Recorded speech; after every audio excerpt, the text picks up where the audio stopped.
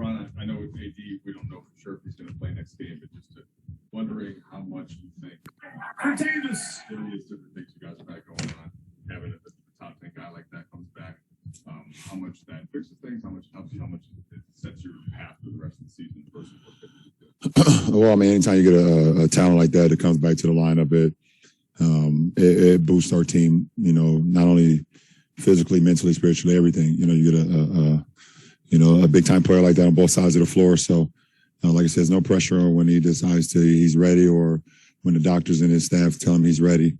But we look forward to, when he's in the uniform again with us. For a night like tonight, he comes out, he plays 2-2 before the game, but then he doesn't go. What did you think you guys did early in the game, or didn't do, that ended up kind of turning around before it was too late? Well, I mean, you give up 39 points in the first quarter, 69 at half is not ingredients for us trying to win, on the road versus a very, very well-coached team. And they shot the ball extremely well from the three-point line to start the game. We didn't close out on their shooters. So they set the tempo in the first half. We played even basketball with them in the third. In the fourth quarter, we played the type of basketball we want to play, but dug ourselves too much of a hole early in the game. What's the biggest frustration?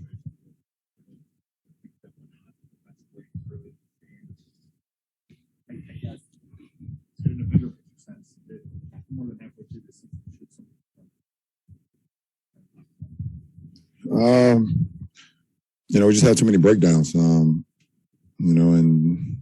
versus a team is this well coached, you can't have multiple breakdowns throughout the course of a game, throughout the course of a possession, throughout the course of a first half or a quarter, because they're gonna make you pay. There's a lot of teams in this league, at times won't make you pay for mistakes, but they are not one of them, and they made us pay every time.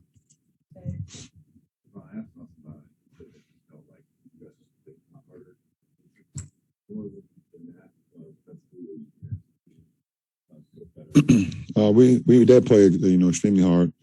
I thought for the majority of the game, but I thought we executed our schemes more in the second half. Guys had their ears open. We was listening to commands, and we were acknowledging those and validating those commands. So put us in position to get stops, keep bodies in front of us, and clean glass when they took either perimeter shots or in the paint.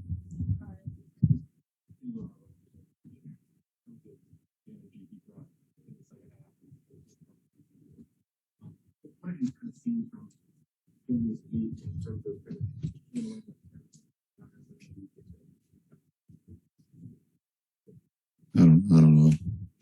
I mean, he's just being himself. That's all. I feel like it's every game is whatever you've seen in Russ.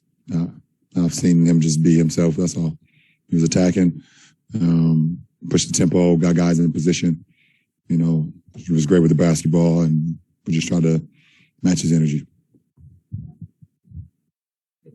What's going on, Joe? How you doing? You grew your hair out a little bit?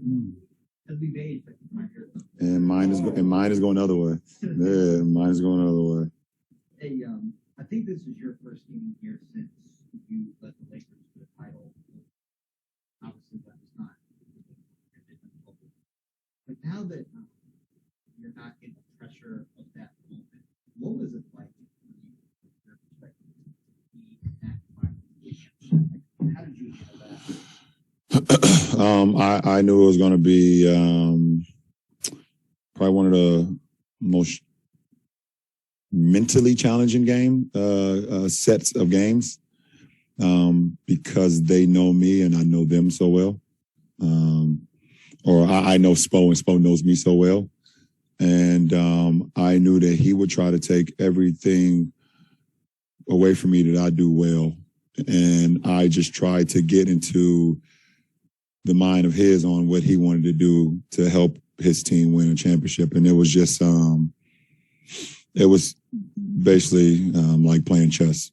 I just know that versus a Spo team, when he has, time and multiple days and hours to prep for a team and prep for an individual, he's one of the best. So I knew I had to do that even more on my side to make sure that my guys were prepped and understood what was going on, because I already knew the type of series it was going to be.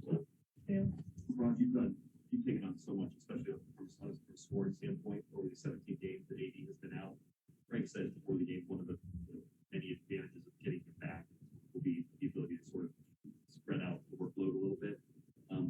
How do you do that, and how do you view kind of these 17 games that you guys have had figured out and survived without? Well, it all depends what the workload means. Did he explain what the workload meant? Yeah, so, I mean, it could mean a lot of stuff, so I don't want to jump on what he said because I don't know what he was referring to.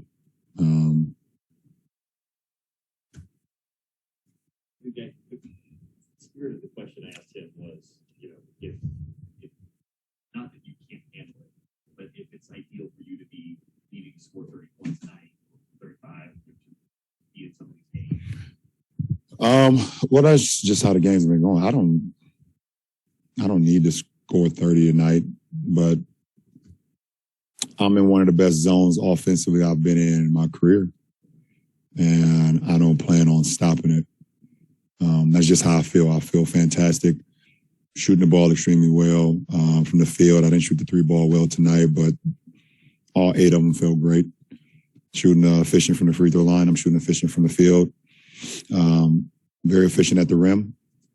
So I don't go into the game saying, oh, you got to score 30 or you guys don't have a chance to win. I just play the game, and the scoring has just been happening organically. So workload,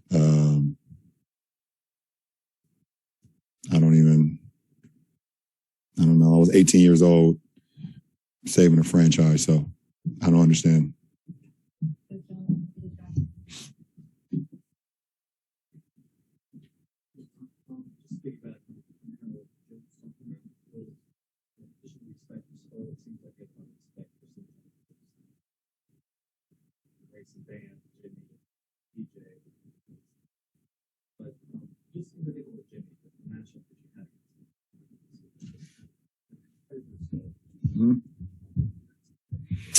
Anytime you play in this game throughout your career, there's certain guys that stick out that when you step on the floor, there's going to be maximum effort every possession, and that's from both sides.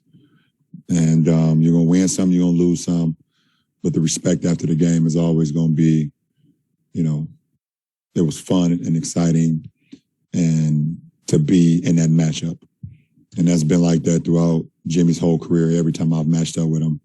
And I say throughout his whole career because I've been in the league longer, obviously.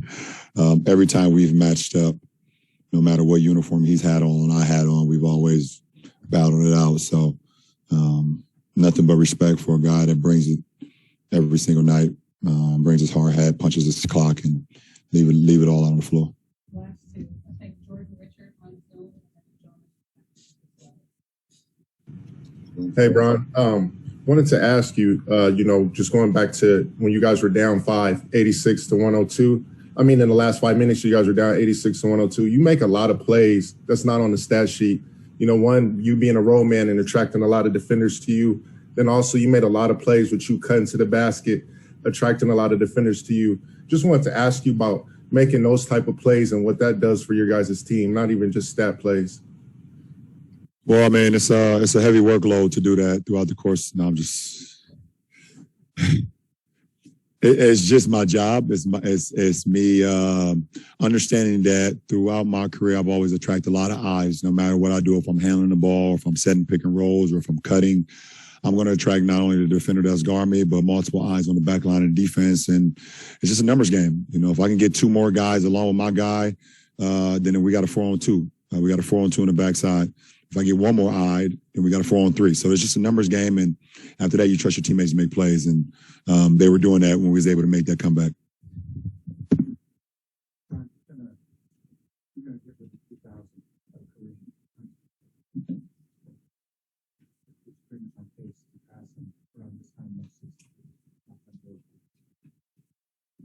What does that matter? What does that mean? How much do you think about it? If I could see the about 10 years ago, it's not like it's going to mean that probably will shoot them for the highest. As you get closer to the end, get closer to things where nobody's gone.